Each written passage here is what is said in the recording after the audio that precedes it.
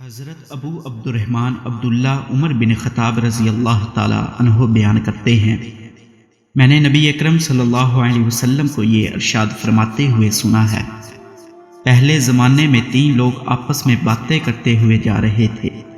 رات بسر کرنے کے لیے وہ ایک غار میں چلے گئے، وہاں سے ایک پتھر گرا اور اس نے غار کے منہ کو بند کر دیا۔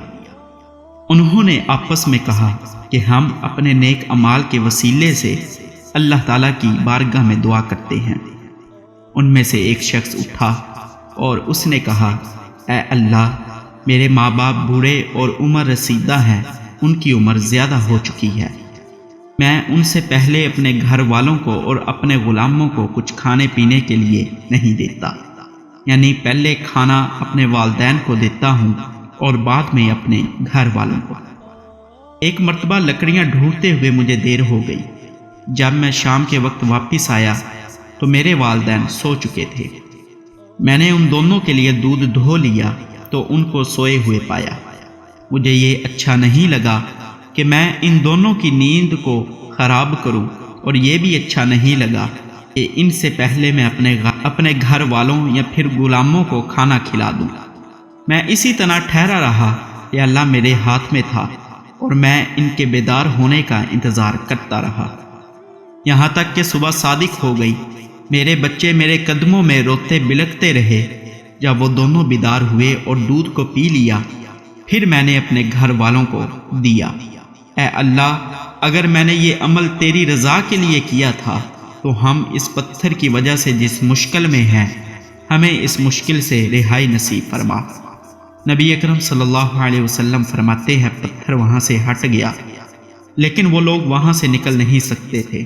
دوسرے نے کہا، اے اللہ، میری ایک چچا زاد کزن تھی جو مجھے سب سے زیادہ محبوب تھی۔ ایک روایت میں یہ الفاظ ہیں، میں اس سے اتنی محبت کرتا تھا جتنی شدید محبت مرد عورتوں سے کرتے ہیں۔ میں نے اس کے ساتھ تعلق قائم کرنے کا ارادہ کیا تو اس نے انکار کر دیا، یہاں تک کہ اس نے مجھے 1 سال تک اسی پریشانی میں رکھا۔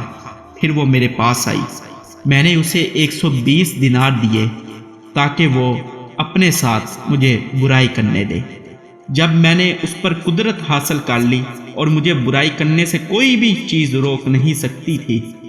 اور ایک روایت میں یہ الفاظ ہیں، جب میں اس کی دونوں ٹانگوں کے درمیان بیٹھ گیا تو اس نے کہا کہ اللہ تعالیٰ سے ڈر جاؤ۔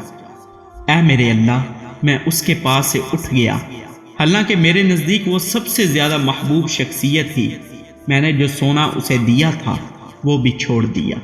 اے اللہ، اگر میں نے ایسا تیری رضا کے حصول کے لیے کیا تھا تو ہم جس مشکل میں ہیں اس سے ہمیں نجات عطا فرما۔ نبی اکرم صلی اللہ علیہ وسلم فرماتے ہیں، وہ چٹان کچھ اور کھسک گئی، تاہم یہ لوگ اب بھی وہاں سے باہر نہیں نکل سکتے تھے۔ تیسرے شخص نے کہا، اے اللہ، میں نے کچھ مزدوروں کو کام پر رکھا، میں نے ان سب کو ان کا معاوضہ دے دیا، لیکن ایک کو نہیں دیا۔ اس شخص نے معاوضے کو ترک کر دیا اور چلا گیا۔ میں نے اس کے معاوضے کو استعمال کرنا شروع کر دیا، جس کی وجہ سے میرا کاروبار پھیل گیا۔ ایک طویل عرصے کے بعد وہ میرے پاس آیا اور بولا، اے اللہ کے بندے، میرا معاوضہ مجھے دے دو۔ میں نے اس سے کہا، یہ جو تم سب کچھ دیکھ رہے ہو یہ سب تمہارا معاوضہ ہے، یہ اونٹ، یہ گائیں اور بکریاں اور غلام۔ اس نے کہا، اے اللہ کے بندے، تم میرے ساتھ مذاق نہ کرو۔ میں نے کہا کہ میں تمہارے ساتھ مذاق نہیں کر رہا۔ اس نے ان سب چیزوں کو لیا اور اپنے ساتھ لے گیا، اس نے ان میں سے کسی بھی ایک چیز کو نہیں چھوڑا۔ اے اللہ، اگر میں نے یہ کام تیری رضا کے حصول کے لیے کیا تھا تو ہم جس مشکل میں ہیں ہم سب کو اس سے نجات عطا فرما۔ نبی کریم صلی اللہ علیہ وسلم نے ارشاد فرمایا، وہ چٹان وہاں سے ہٹ گئی اور وہ لوگ وہاں سے باہر آ گئے۔